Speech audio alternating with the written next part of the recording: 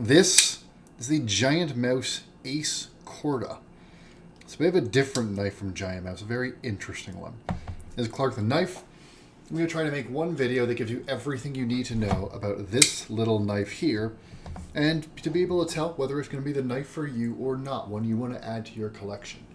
We're going to go through it as quickly as we can in 5 sections. First, specifications, price, size, things like that, a couple size comparisons. Then we'll go through what I like, some things that I don't like, fit and finish, and overall value, and then finish with some final thoughts and conclusions. Let's get to it. The Giant Mouse Ace Corta is one of Giant Mouse's newer designs, came out a couple years ago.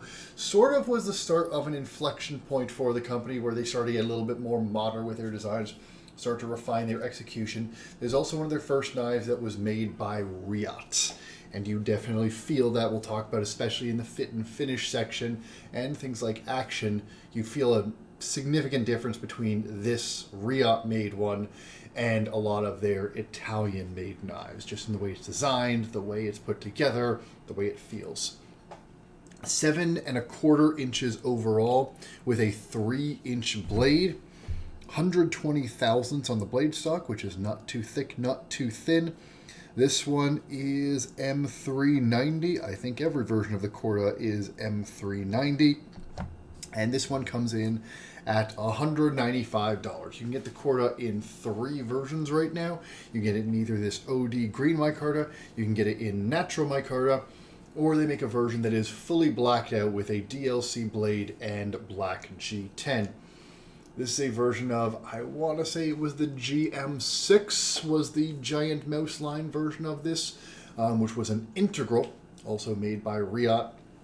That one continues to command some pretty high values on the secondary market. It was one of the most popular versions of that GM line, so this was pretty anticipated when it came out.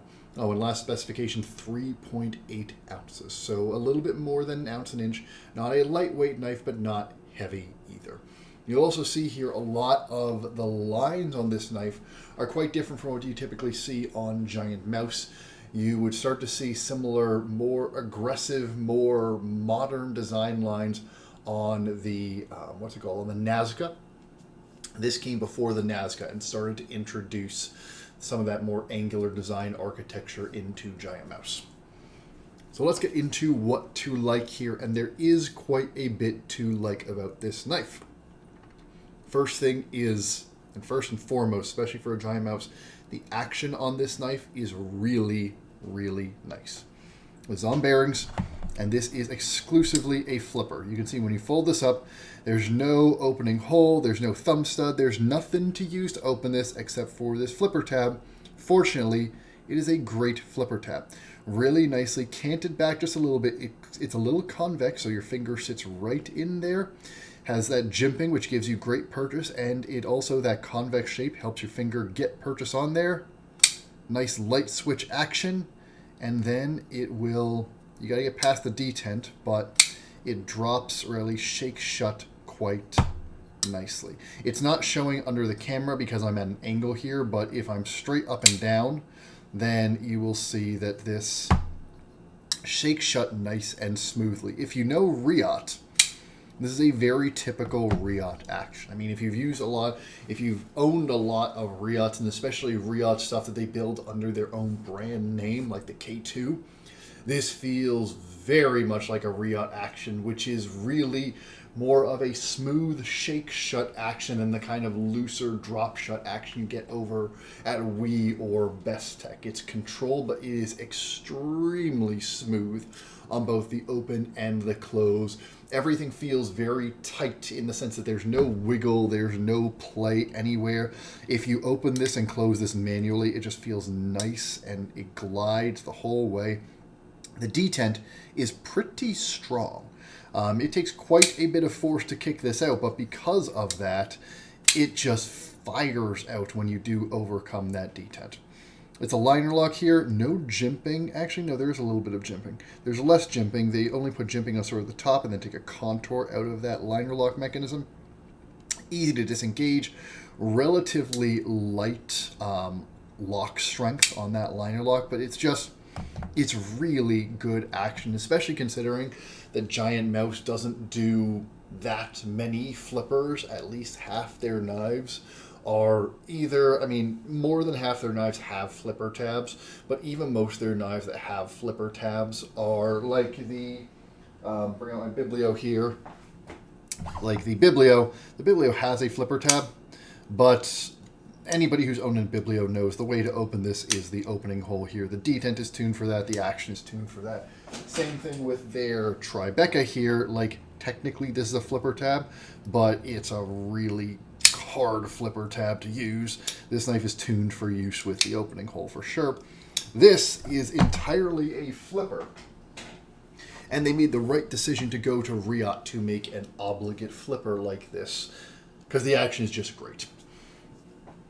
The next thing that I really like, oh, and the other thing that's nice about this flipper tab is it becomes a nice little finger guard when you when it's fully deployed.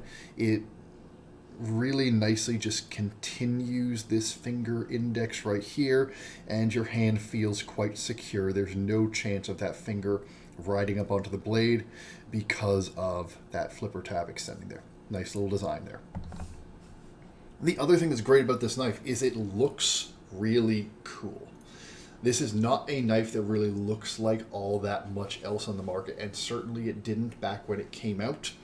It's also very unique within Giant Mouse's design philosophy. It's got this really pleasant curve across the entire back of the knife, where there's one big sweeping curve that extends from the tip of the blade. The blade evenly matches into the handle there, and it just sweeps across the back. It's the sort of stuff you get from veteran designers like Vox and Anso, and especially Jens Anso has started to do some videos on YouTube where he goes through his design philosophy, and you see where stuff like this comes out. I would anticipate, especially given some of the more recent designs we've seen from Anso, that Anso was probably the driver of this design. It feels very Anso, with that elegant line across the back, with a lot of very interesting curves down the bottom here. You've got a first sharper circle here, then a more gradual circle for your next couple fingers. You have it sort of meeting this curve across the back here, another couple angles over there, and then on top of that, you got a contour with some cutouts. It's a bit hard to see on this camera, but the way this scale is machined, the whole thing is contoured, but then there's an extra sort of bevel right here with an extra sort of level where this steps down a little bit, and it's an additional detail that makes this handle design even more complex. It's a cool looking knife, and you combine that with this unique Puko style blade grind, where they basically kept the saber and made it go parallel to the handle, but it cuts off right there pretty early in the blade, and so you've got this big flat that just looks like it points up. It just looks cool. It's a very interesting looking knife. It's a very interesting design, and there's something to be said for that. And when you combine the fact that this is a cool looking knife with a great action, this ends up being a more fun knife than a lot of Giant Mouse knives. Giant Mouse tends to make knives that are quite utilitarian and utility focused. Their knives are excellent ergonomically, often sometimes even to the detriment of the carry profile, meaning they tend to be, often big, chunky, so that they're great in the hand, not so great in the pocket sometimes. But they also tend to, kind of in the same way as Spyderco, they design a lot for that in-hand experience. If you're somebody that loves knives, you do see a beauty in a well-designed knife ergonomically, but it's hard to say that something like the Tribeca here looks cool. Frankly, it looks kind of dorky almost in a way. Or the Grand has some very cool blade grinds on it. The harpoon swedge they put on here is cool, but the overall knife doesn't look cool. It looks like a knife, and it just works well. The Corta looks cool, and it's got that futuristic vibe to it, and honestly, that's even more true in the G10 blacked out model, which I've seen. I think it's in every single one. I've certainly seen some of it. They have a brass pivot collar around that one. That might have just been in the GM model, but either way, that looks super slick. Those are the things that, and even it extends to I have to call out here, there's another bevel here. I knew there was a second one. This lanyard hole, the way they've done the back spacer and the lanyard hole is, again, just a really nice design. This big old back spacer that's flush here that also helps bring some of the weight toward the tail of the handle. And this lanyard hole, rather than sticking out, is integrated very nicely right into the design. So you have a lanyard hole if you want it, but it doesn't disrupt any of these really interesting lines. Cool looking knife. Let me just talk about the ergonomics now, because they're in the middle between the good and the bad. The challenge with this design first shape is that it might not be ergonomically great. And let me put it this way, it's ergonomically okay. Under light use, I actually really like it. Your first finger goes in this first notch. This one here can hold your next two fingers or just one of them, and the rest of your fingers are going to sit on this back ramp here. There's your typical giant mouse jimping in the middle of the blade.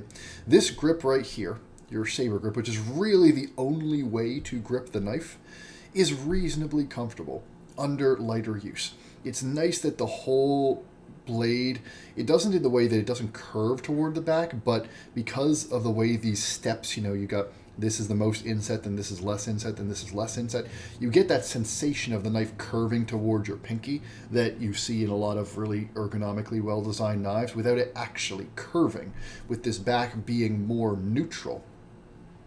When you're holding the knife relatively lightly in this grip, it is reasonably comfortable and it is quite secure. Again, this working as a blade guard here helps lock this front finger in, and because your whole hand is sort of captured by these notches, your hand doesn't want to move all that much, especially the contouring on this handle helps. It rolls into your palm nicely. Very nice under light use. The problem, and this is where I'm going to sort of transition into the negatives, is that the ergonomics do start to struggle a little bit under harder use. And a lot of it has to do with how they did these chamfers. So you can see, even though this is contoured, it's still relatively thick, even at the base and top of the scales. And the chamfer that's on this edge all the way around, it's not even really a chamfer. It just sort of rolls over. You can see, like in the front, there's a very large chamfer here. But on the edge of the rest of this micarta scale, the edge itself is relatively harsh, meaning they didn't take a bevel and flatten this off. And honestly, I think even the perception of it being rounded might even just come from my use and from holding it. And the problem is, this knife, like when I start to grip it here, I feel every single one of these edges, and not in a particularly pleasant way. These edges all dig into my finger, and because there are so many little nooks and curves here, it doesn't feel great. And on top of that, because all these curves are relatively small, I don't have that big hands. But especially when I start to press on this, these fingers start to feel cramped. My front finger here, my middle fingers here, all kind of get compressed into each other a little bit. And as a result, the second that I started to push this knife harder, it just didn't feel comfortable. I felt those harsher edges, and at the same time, and this is a bit of a disappointing ergonomic experience, because my fingers weren't separated and because they were pushed together, it didn't even feel that secure. So if I take out, give me a second here, if I take out something like, nope, I'm looking for my Mannix. Okay, so the Mannix. This is a knife that feels harsh in the hand. But because honestly, the edges of this G10, actually there's even more of a chamfer on the edges of this G10 than there are on the Corta here, which is part of why it doesn't feel as harsh in the hand. So you see how there's this and then there's a bevel between the two edges. This bevel here doesn't really exist on the edges of the Corta's handle. And so these edges feel quite sharp on the Corta in a way they don't in the Mannix. But even besides that, there's really strong curves here that tell my hand where they want to be, but it keeps my fingers separated. This pointer finger is up here by itself. This middle finger has a huge space right here. The rest of my fingers have different points to anchor. Because of that, There's a lot of different space that my hands are gripping onto this, and then I've got the thumb ramp too, which gives me leverage over the rest of the handle. This, even though it does feel a little harsh, feels super secure in the hand. The Corta, on the other hand, because all my fingers are cramped into this little spot, ends up feeling harsh in the hand without feeling secure. With all my fingers cramped just like this, the knife still wants to wiggle in my hand, still wants to pull back under pressure anytime I try to use this harder. And so, ergonomically, it's certainly not among Giant Mouse's best experiences. It's honestly might be the worst ergonomic knife that I've gotten from Giant Mouse. That's a very high standard. The worst Giant Mouse ergonomically is still better than most of the knives on the market. But yeah, I'll go ahead and say that. This is the worst Giant Mouse ergonomically that I have handled, especially under harder use. So that's the first downside. And then the second downside is the blade in use. I really, really wanted to like this blade. I kept it a reasonable stock, 120 thousandths here. It's got a really cool grind. It thins pretty aggressively toward the tip, albeit keeping its thickness for most of the length of the blade. And then you've got a lot of space to drop here. It looks like it's going to be pretty sharp and slicey, and a Puko design style here. I just before this recorded my Clyde review and talked about how the Clyde with a trailing point that goes even higher ends up being super useful in this small 3-inch blade shape. And this blade design doesn't look that dissimilar from what's on the Clyde. I really like the blade on the Clyde. But the ways that the Corta's blade suffers show exactly why the Clyde's blade design and overall knife design is so good. The Clyde trailing point works really, really well because this is a small knife, and this is a knife that you can climb up and down the knife very easily. It's a neutral handle, so you never feel far from this edge, even when you're using this tip to cut stuff. The Corta, in this grip, you can see I've got half an inch between me and the start of the cutting edge, and there's no way really for me to choke up. Even if I choke up here, I'm behind this whole flipper tab. I'm not really that close to the edge.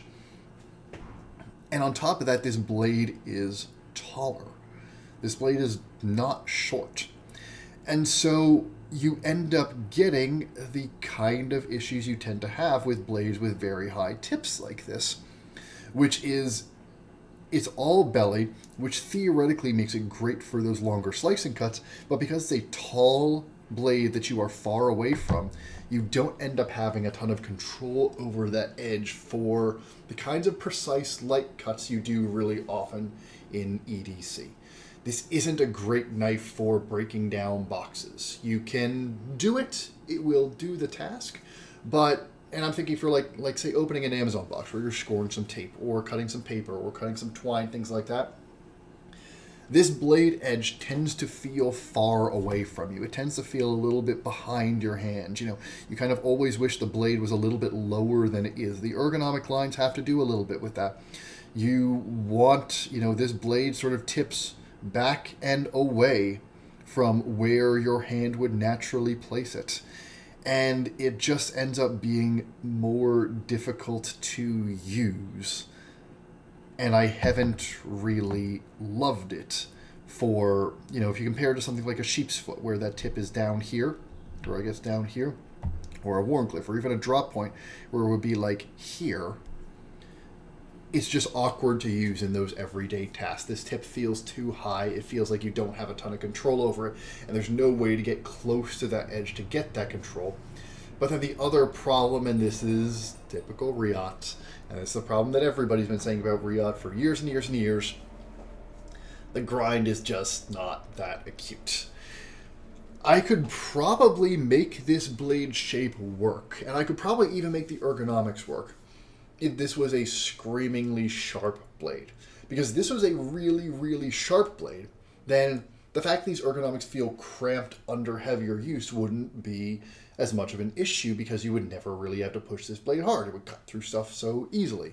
At 120,000 blade stock, you're never going to have binding or anything like that to worry about, at least not through most stuff. If you're cutting cheese, maybe, but for most EDC tasks, even most home improvement tasks, gardening tasks, things like that, you don't have an issue with that.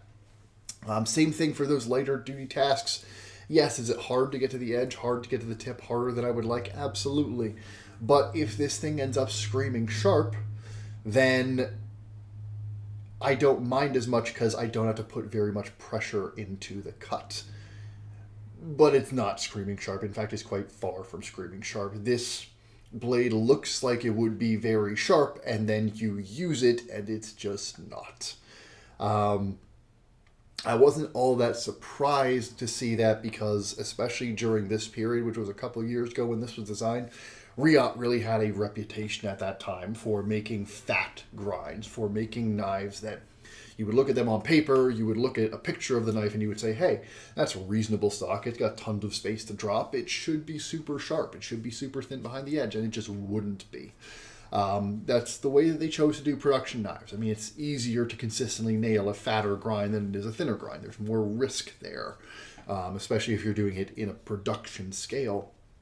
But this thing, it's not like it's super fat, but even if you look at the choil there, you can see it's not as thin as you would expect. And given how much space this has to drop, it's just not a super sharp knife. And you combine the fact that it's not super sharp, you combine that with the fact that it's a little bit awkward to get to that tip, to get to that edge. I have never really enjoyed using the Corta. I've tried it for gardening tasks. I've tried it for light home improvement tasks. I've tried it for all sorts of EDC tasks. There has been no task that I have liked using it. There have been some tasks, especially for, cardboard is one where breaking down a bunch of boxes, it's fine. The amount of belly you get is helpful there because it does stay in the cut very naturally and easily, but it's just fine. There are a bunch of knives that I have in my collection that are significantly better than it. Honestly, the only times that I've kept and carried the Corta is when I want a fidget toy, because it is a very cool fidget toy. It's very satisfying to snap out. Great thwack, great droppy action. It looks cool. It feels cool. It's not that heavy. It's got all these nice little design details. It looks cool closed. It looks cool open. It doesn't take up that much pocket space because of the way the blade nestles entirely into the handle. It's a little bit heavy, but 3.8 ounces isn't that bad, especially for something that is this small to carry. And by the way, I just realized I completely neglected size comparisons. There's your Para 3 right there, and you can see significantly smaller in the pocket than the PM3, than the Para 3, with more cutting edge, slightly smaller handle. You compare it to your PM2, and you can see, as you would expect, significantly smaller than the PM2, though honestly, you're getting about the same cutting edge as a PM2. I already brought out the Clyde earlier, but just to show that in a size comparison, you can see it's about the same length as the Clyde, but it feels significantly bigger because the Clyde feels so small. That's more of a comment on the Clyde than the Corta.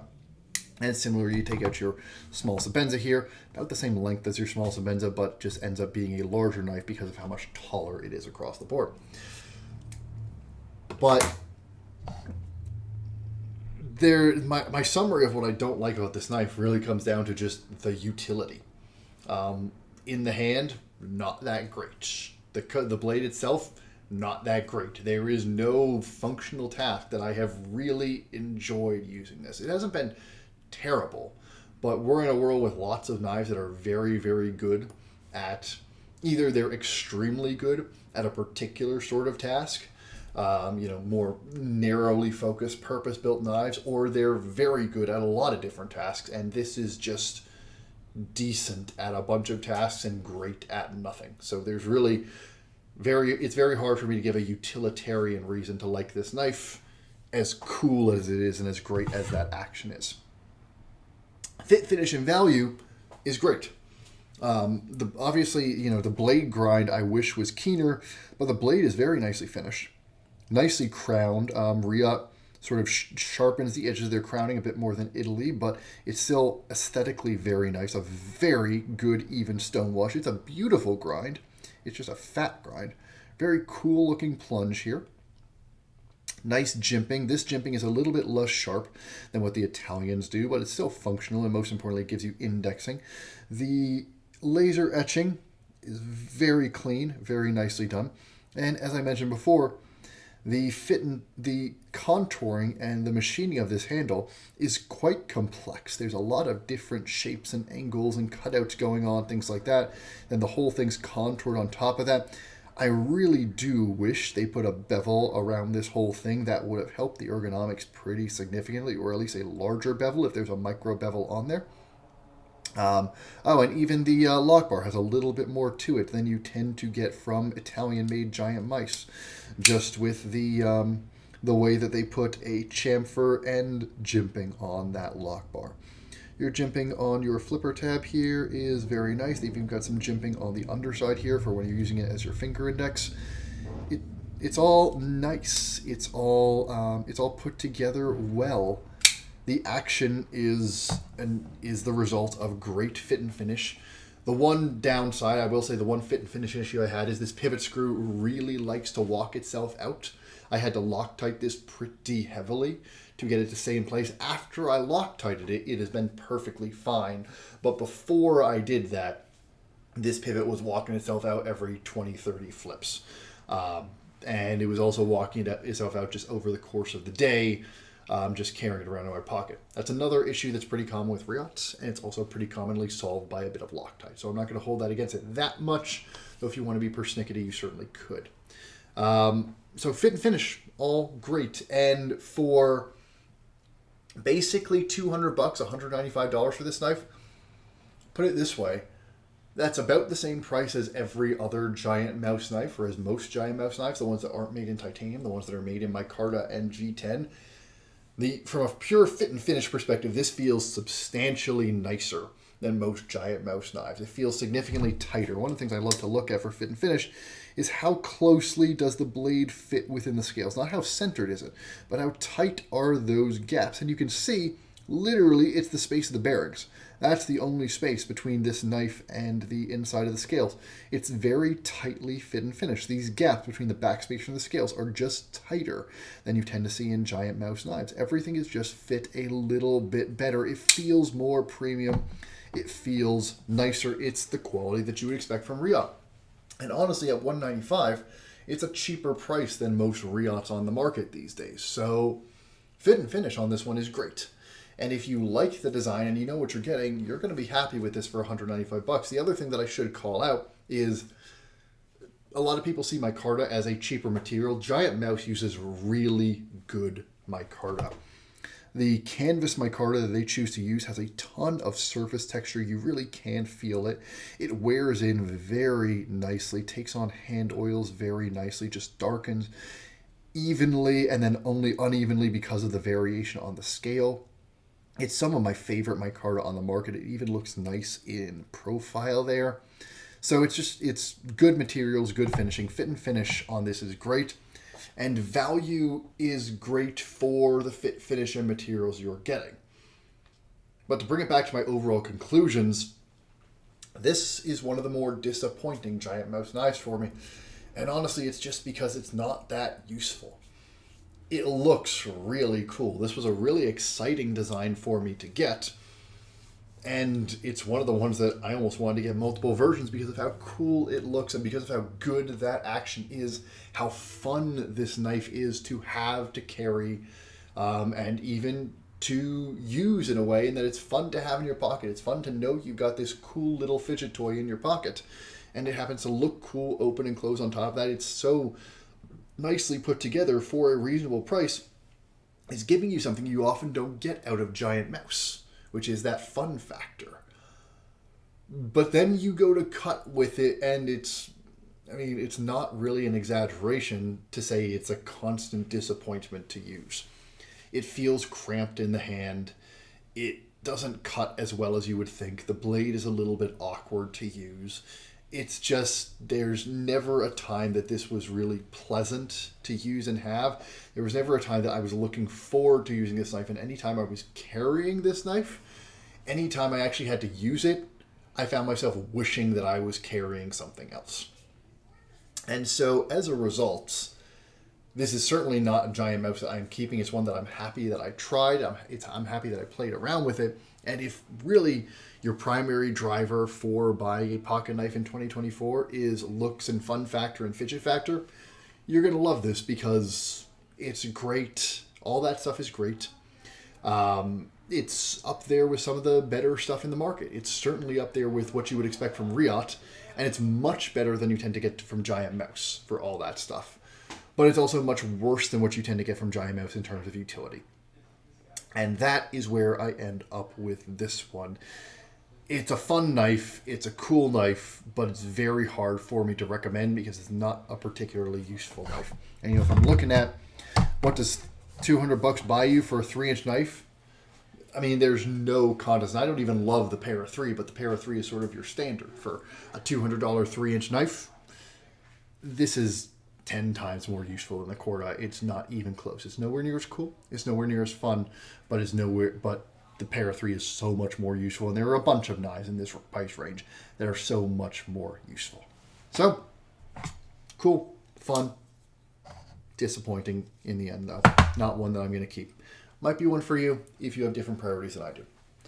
Hopefully you found this helpful. Hopefully you found it to be a good use of your time. Leave any comments, questions, thoughts, anything like that down in the comments below. Love to hear from my viewers. Let me know if there are any particular knives you would like me to look into. I do my best to get my hands on interesting knives. Right now, I'm still buying and selling these knives all myself. If I ever do start getting sponsored knives, I will do a Nick Shabazz disclosure type thing. But for now, every single one of these things I am buying with my own money and then trying to recoup my investment on the secondary market as best I can.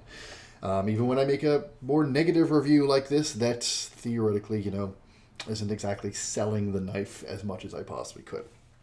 But please let me know if there are any knives you would like me to look into, and I can try to get my hands on them as timing and availability and budget allow. Yeah, hope you found this useful. Hope you found it to be a good use of your time. Hope you have a good day, and I will see you again soon. This has been ClarkeTheKnife, Giant Mouse Ace Corta.